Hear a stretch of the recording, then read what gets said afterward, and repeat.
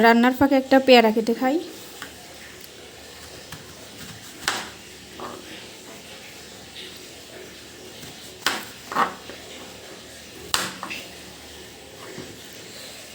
অতিরিক্ত গরম, রান্না করতে গেলে একদম অস্বস্তিকর। গরমে ঘেমে মাথা টাথা সহ শুধু পানি পড়তে থাকে।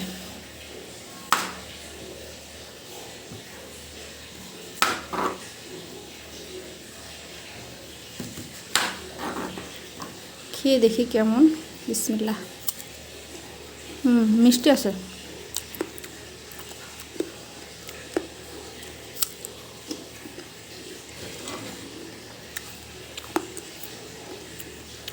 লবণ দিয়ে খেতে মজাটা বেশি।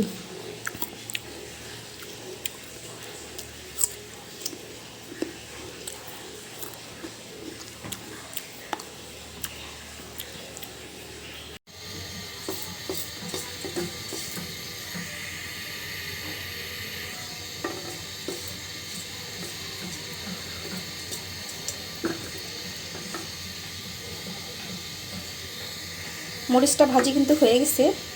আজকে একটু স্পাইসি করে আলু ভর্তা বানাবো। অনেকদিন ধরে ঝাল ঝাল কিছু খাওয়া হয় না মনে হচ্ছে। মাছটা ভাজি করার জন্য এখানে কড়াইটা বসিয়ে দিয়েছি। তেলটা গরম হয়ে গেছে, দিয়ে দিচ্ছি সব মাছগুলো।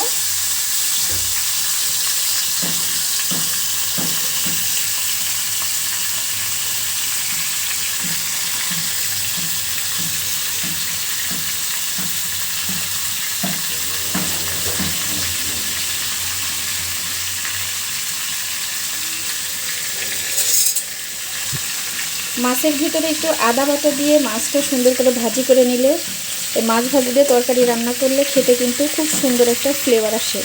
আর যারা মাছ খেতে পছন্দ করে না তারা কিন্তু অনায়াসে খেতে পারবে। মাছের কোনো ফ্লেভারই থাকবে না, সুন্দর একটা আদার স্মেল আসবে।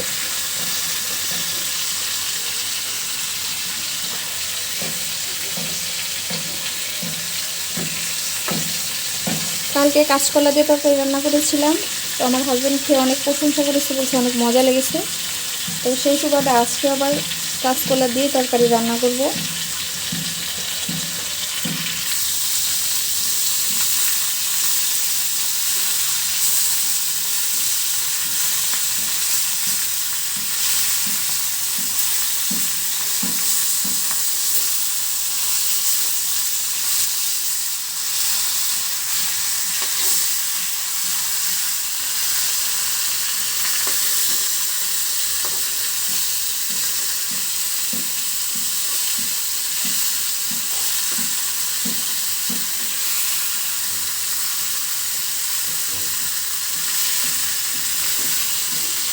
মাছগুলো উল্টানো হয়ে গেল।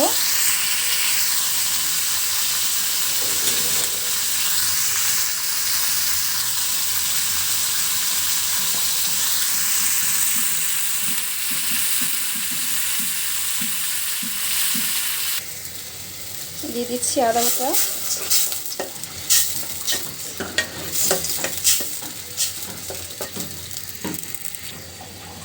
এখানে হলুদ মরিচ ধনিয়া সব কিছু দিলাম। দিয়ে এখন মশলাটা খুব ভালোভাবে কষিয়ে নেব।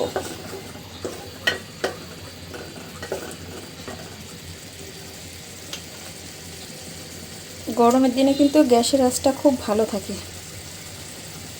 আর শীতের দিনে একটুখানি নর্মাল হয়।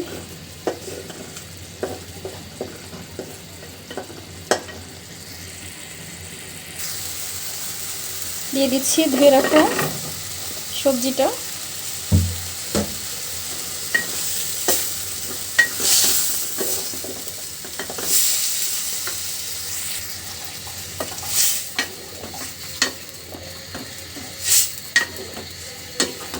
কাঁচকলার তরকারি যেমন স্বাস্থ্যের জন্য প্রচুর পরিমাণে উপকারী, তেমনি খেতেও কিন্তু অনেক সুস্বাদু।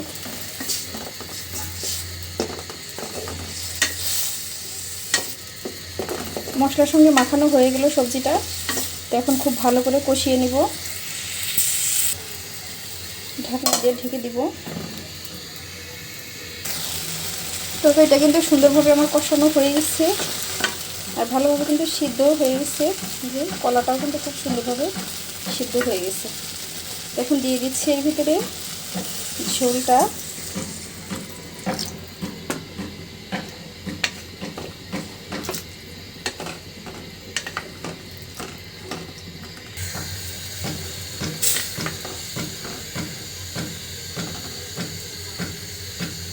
ঝোলটা দিয়ে দিলাম। ঝোলটা ফুটে উঠলে কিন্তু ভাজি মাছটা উপর দিয়ে দিব। ঝোলটা ফুটে উঠেছে, তো দিয়ে দিচ্ছি ভেজে রাখা মাছগুলো।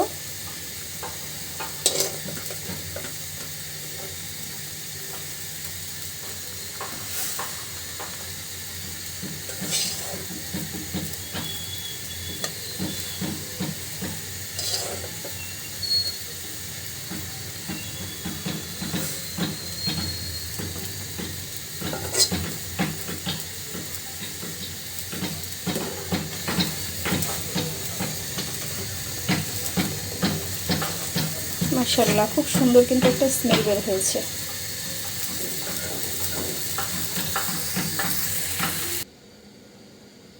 তো ভর্তার জন্য এখানে শুকনো মরিচ ভাজি করে নিয়েছি, আর শুকনো মরিচ থেকে ডালগুলো ছাড়িয়ে নিচ্ছি।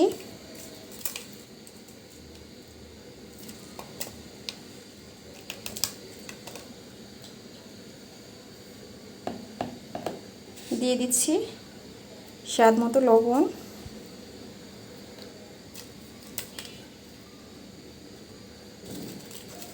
লবণ আর মরিচটা খুব ভালোভাবে একদম লাল লাল করে মেখে নেব।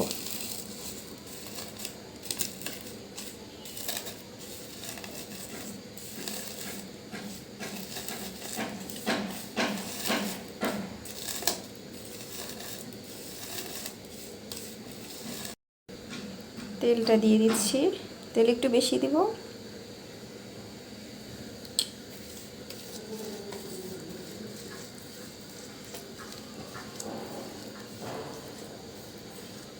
একদম হাত কিন্তু লাল টকটকে হয়ে গেছে,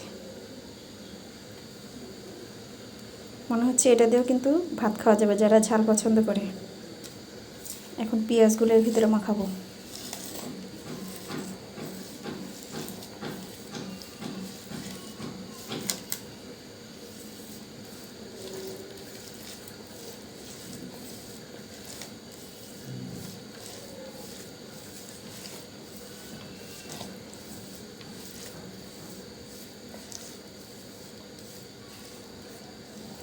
পেঁয়াজ মরিচটা কিন্তু মাখানো হয়ে গেছে।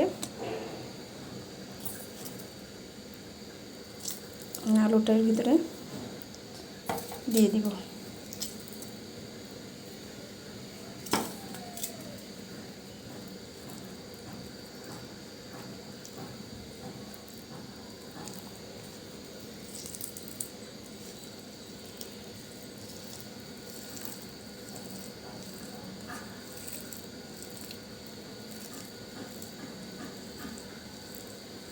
আলু ভর্তায় যত আলুটা একদম মিহি করা যাবে তত কিন্তু ভর্তা খেতে স্বাদ হবে।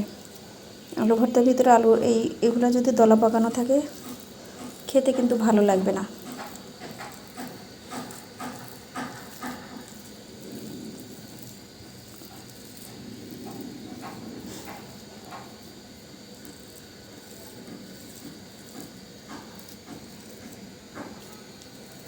আলুটা কিন্তু খুব ভালোভাবে আমার মাখানো হয়ে গেছে, এর ভিতরে কিন্তু আর দলা নেই। তো এখন এই ঝাল পেঁয়াজ মরিচের সাথে আলুটা মাখিয়ে নিচ্ছি।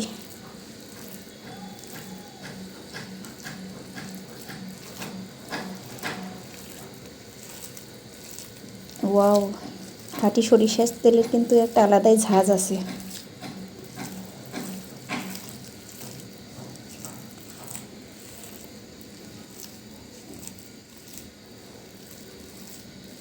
আলু ভর্তার দাওয়াত রইল যারা ভর্তা লাভার।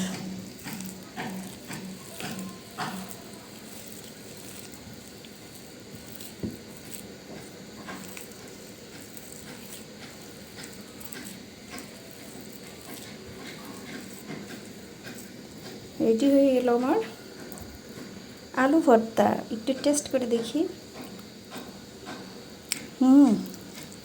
একদম সেই স্বাদ। এই ভর্তা মাখানো হাত দিয়ে কিন্তু ভাতটা খেয়ে নেব।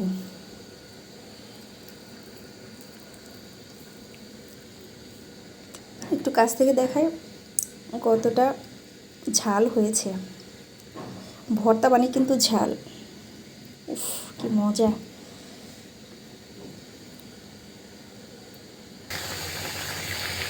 মাশাআল্লাহ, খুব সুন্দর করে কিন্তু ফুটতে শুরু করেছে ঝোলটা।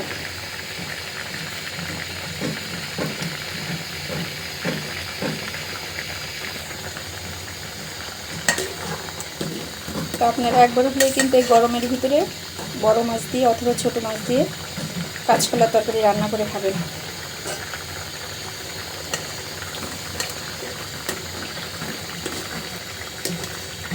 আর ঝোলের তরকারি খেতে কিন্তু বেশি ভালো লাগে।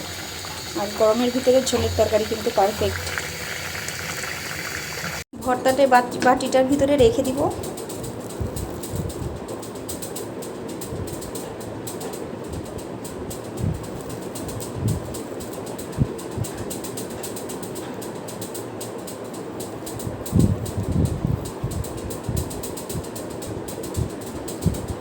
আর আমি এই ভর্তার প্লেটেই ভাত নেব।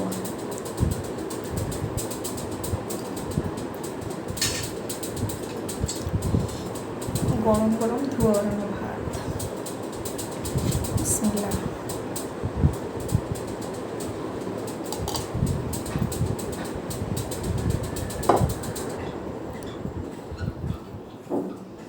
এখন নিয়ে নিব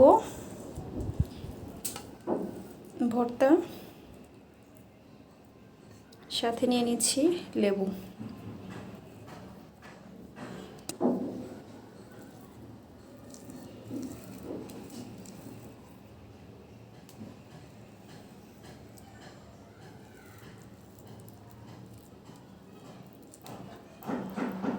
বিসমিল্লাহ।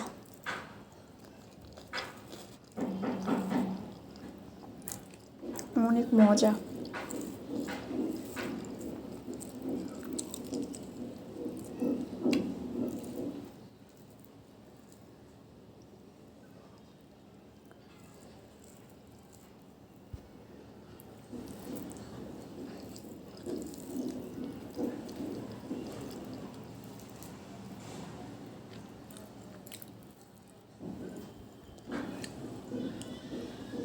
এখন নিয়ে নিচ্ছি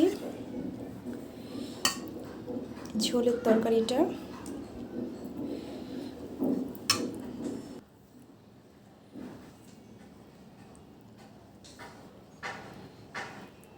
একদম কলাটা নরম সফট হয়ে গেছে।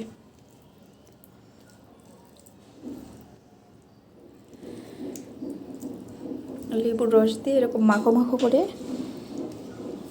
ভাতের সঙ্গে মাখিয়ে খাবো। বিসমিল্লাহ। অসাধারণ।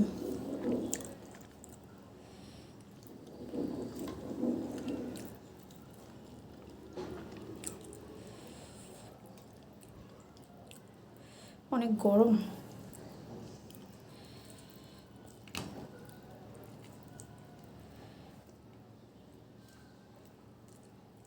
তো বন্ধুরা, আজকের মতো এই পর্যন্তই, বিদায় নিচ্ছি।